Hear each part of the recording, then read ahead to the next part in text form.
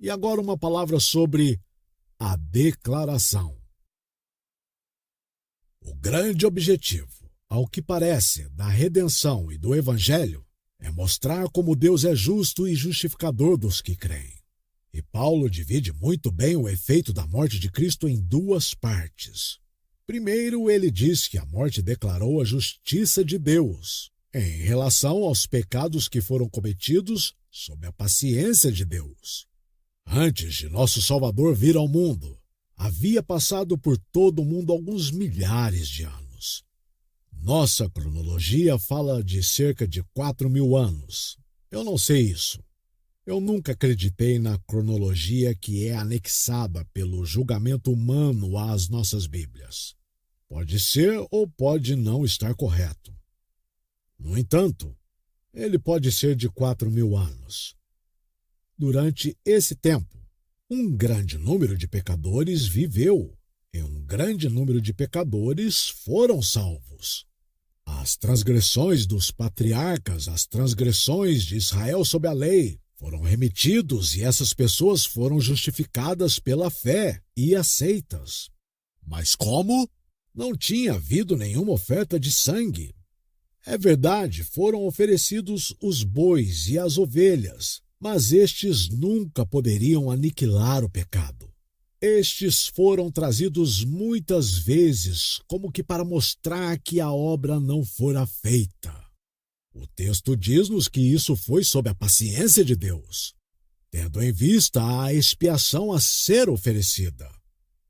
Deus remeteu, passou, como a palavra significa, os pecados daqueles seus filhos que viveram antes que Cristo fosse enviado, antes da penalidade ter sido sofrida pelo substituto.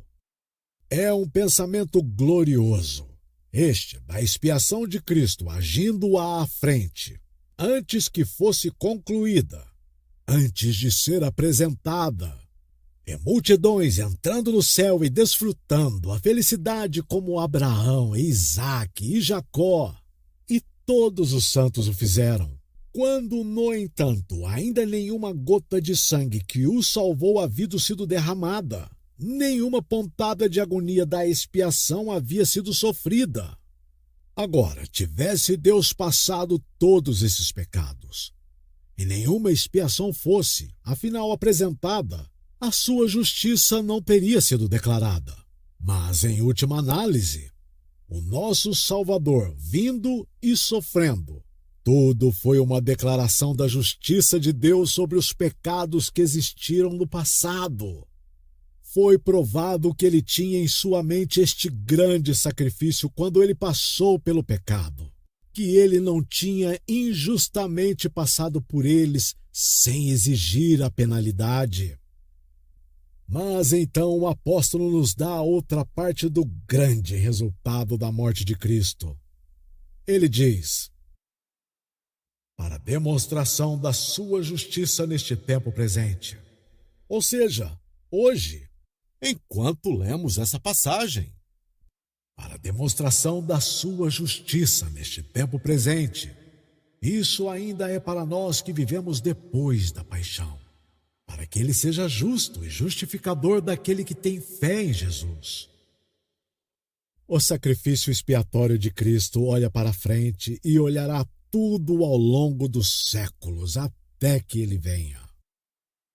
Seu sangue precioso nunca perderá o seu poder até que toda a remida Igreja de Deus esteja salva para não mais pecar. Todos os pecados de seu povo, tanto do passado como do presente e por vir, foram colocados em Cristo. Toda a poderosa massa de todos os pecados de todo o seu povo que já creram, ou hão de crer nele, todos foram transferidos para a sua cabeça e caíram sobre ele. E ele sofreu por todos eles. E ele acabou com todas as suas transgressões e trouxe a justiça eterna para todos eles. Aqui está a grande verdade de Deus, a maior verdade da inspiração. Agora passarei os últimos minutos do nosso tempo rememorando que eu não tenho Amados, feito rodeios, nem lhes preguei uma doutrina que pode ou não ser verdade. Eu não estive segurando vocês até algum ângulo de um credo excêntrico. Eis aqui, diante de vocês, aquilo que será um cheiro de vida para vida, ou de morte para morte. Não com palavras de sabedoria humana, mas na simplicidade que eu tentei dizer-lhes a maneira de Deus perdoar e justificar os homens. Por sua conta e risco rejeitem isso. Como vocês responderão por isso diante do tribunal do meu mestre? Naquele dia, quando ele chamar vocês para prestarem uma conta. Eu vos suplico pelo Deus vivo, aceitem a propiciação que Deus apresenta. Aqui há termos duros, aqui há condições rigorosas, ali estão as palavras. Creia e viva, como está escrito. Aquele que crer e for batizado será salvo. Aquele que não crê será condenado. Eu disse-lhes o que é crer nisto. É um ato sincero de confiança de que o Deus encarnado sofreu em seu lugar. Se vocês acreditam nele ou confiam nele, esta é a prova indiscutível de que ele era um substituto para vocês. Que o fardo de sua culpa se foi. Que a pedra que estava à porta é removida e vocês estão salvos. Não vão, peço-vos, à procura de outra justiça. Toda a justiça que você precisa, Cristo apresenta-lhe livremente. Não diga que você é culpado. É verdade que você é. Mas este modo de salvação foi para os culpados. Não objete porque você se sente incapaz. Toda a aptidão que é necessária é que você nada faça, se não confessar que você é incapaz de obter livremente o que Deus lhe apresenta. Nenhum pecado de vocês lhes arruinará se vocês crerem, mas nenhuma justiça de vocês os salvará se vocês não crerem. Esta é a maneira de Deus salvar os homens. Você criará uma outra. Você ousará reproduzir o anticristo para com Cristo? Ele declarou a sua justiça na substituição do Salvador. Você não consegue ver esta justiça, ou vendo-a, você não vai admirá-la. Você não se apegará ao plano que se manifesta nela. Aceite isso, pecador. Isto é tudo que o coração e a voz de um irmão pode dizer. Aceite-o. Oh, se você soubesse a alegria que lhe traria, você aceitaria isso agora. Presto meu testemunho pessoal. Sobrecarregado com o pecado, completamente perdido, tanto quanto você.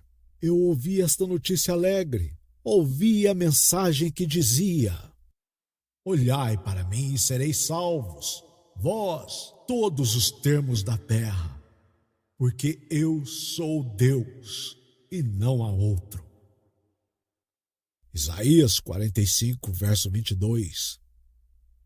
Eu olhei, eu era tão incapaz quanto você, tão indigno quanto você, mas no momento em que meus olhos avistaram o grande fiador no chão do Getsêmani, sangrando por mim, e na cruz, morrendo por mim, eu vi que se Deus tivesse castigado a ele por mim, ele poderia ser justo, e ainda assim, nunca me punir. Não, se Cristo foi punido em meu lugar, me punir depois que Cristo havia morrido por mim seria injustiça completa. E hoje eu me escondo debaixo, nas asas de Jesus, o grande fiador e meu único abrigo na tempestade. Rocha eterna, fendida por mim, permita-me refugiar em ti. Em seu lado transpassado, minha alma encontra um abrigo da explosão da ira divina. Está em paz agora. Esta é a alegria agora. Esta é a salvação agora comigo. Por que não deveria ser assim com você? Você não veio aqui para encontrá-lo. Não, mas Deus te trouxe aqui para encontrar você. Está escrito: chamarei meu povo ao que não era meu povo, e amada a que não era amada. Romanos, capítulo 9, verso 25. Fui achado, diz ele, pelos que não me buscavam. Romanos, capítulo 10, verso 20. Que ele possa ser encontrado por você hoje à noite. Você não conhecia o caminho para ser salvo. Você o conhece agora. Não aumente a sua culpa sabendo que você não pratica. Mas agora, já, confie nele. Que o Espírito Santo opere a fé em você. Até mesmo um pouco de fé, diz alguém. Pouca fé te salvará. Mas Cristo merece grande fé. Oh, ele é um verdadeiro Cristo. Ele não pode mentir. Você não pode depender dele. Você não vê senão a orla de suas vestes? É um fio desfiado que sai. Toque-o, toque nele com o dedo e você será curado. Você não pode acreditar como você deveria. Acredite como você pode. Diga como aquele no passado: eu creio, Senhor. Ajuda a minha incredulidade. Marcos, capítulo 9, verso 24. Erga o clamor do publicano. Deus, tem misericórdia. Sê propício a mim, pecador. Jesus, eu terei a ti. Tenha a mim. O Senhor lhe conceda isto, podendo muitos neste lugar serem salvos esta noite, para louvor e glória da sua graça, na qual ele nos fez aceitos no amado. Amém. Justificação, propiciação e declaração, por Charles Haddon Spurgeon. Traduzido do original em inglês: Justification, Propitiation, Declaration.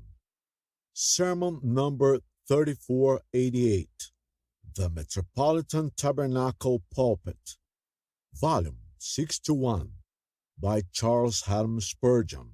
Via spurgeongems.org. Adaptado a partir de The Charles Haddon Spurgeon Collection. Version 1.0. Age Software. Tradução por William Teixeira. Revisão e capa por Camila Almeida. Primeira edição, dezembro de 2014. Salvo indicação em contrário, as citações bíblicas usadas nesta tradução são da versão Almeida Corrigida Fiel, ACF. Copyright 1994, 1995, 2007, 2011. Sociedade Bíblica Trinitariana do Brasil. Traduzido e publicado em português pelo website oestandartedecristo.com. Com permissão de Emmett O'Donnell. Em nome de spurgeongems.org. Sob a licença Creative Commons. Atribuição não comercial, sem derivações, 4.0 internacional.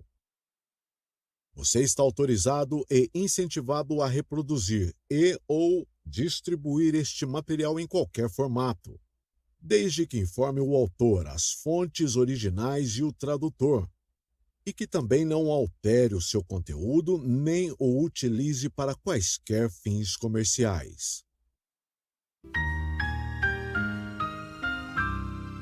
O áudio desta gravação foi produzido em sua totalidade por Rupert Teixeira. Música, narração, edição e mixagem. Publicado em abril de 2016 no website audível.com.